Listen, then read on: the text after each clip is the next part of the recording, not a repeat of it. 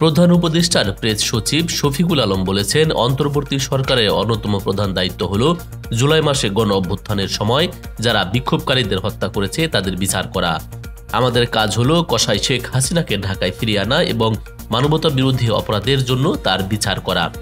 তিনি বলেন, যারা মনে করেন আমি রাজনীতি নিয়ে কিংবা আওয়ামী লীগ এর হত্যাকাণ্ড এবং বিশাল চুরি সম্পর্কে খুব বেশি কথা বলছি, তারা আওয়ামী লীগের প্রতি দয়াশীল গ্রুপ। আমরা জানি আপনারা এত বছর কি করেছেন। আমি আমার দায়িত্বের শেষ দিন পর্যন্ত এই কাজ চালিয়ে যাব, থামবো না। আমি জানি আমি কি করছি।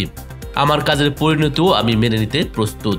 রোববার রাতে ভেরিফাইড ফেসবুক প্রোফাইলের একটি স্ট্যাটাস দেন তিনি। সেখানে শফিকুল আলম বলেন, শনিবার 21শে বইমেলা নিয়ে আমার ফেসবুক পোস্ট ঘিরে অনেক হইচই হয়েছে। এই বিষয়ে আমার স্পষ্ট বক্তব্য দেওয়া উচিত বলে মনে করছি। অন্তর্বর্তীকালীন সরকার কেবল তার অংশীদারদের প্রতি নিরপেক্ষ।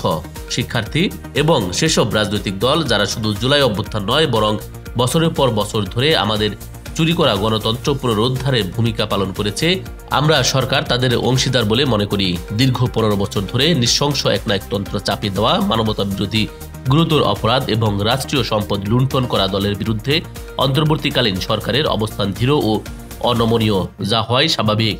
অন্তর্বর্তীকালীন সরকারের অন্যতম প্রধান দায়িত্ব হল জুলাই মাসে গণ অভ্যুত্থানের সময় যারা বিক্ষোভকারীদের হত্যা করেছিল তাদের বিচার করা। আমাদের কাজ হলো কসাই শেখ হাসিনাকে ঢাকায় ফিরিয়ে আনা এবং মানবতা বিরোধী অপরাধের জন্য তার বিচার করা। News desk, ITV Bangla.